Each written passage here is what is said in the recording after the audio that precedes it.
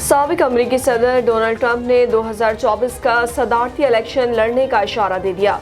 गैर मुल्की मीडिया के मुताबिक कंजर्वेटिव पॉलिटिकल एक्शन कॉन्फ्रेंस से खिताब करते हुए डोनाल्ड ट्रंप का कहना था कि नवंबर में होने वाले अमरीकी सदारती इंतखाब को चुराया गया है।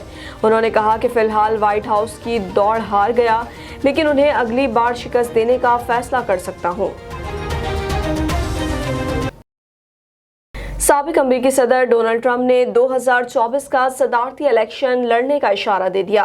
गैर मुल्की मीडिया के मुताबिक कंजर्वेटिव पॉलिटिकल एक्शन कॉन्फ्रेंस से खिताब करते हुए डोनाल्ड ट्रंप का कहना था कि नवंबर में होने वाले अमरीकी सदारती इंतखाब को चुराया गया है।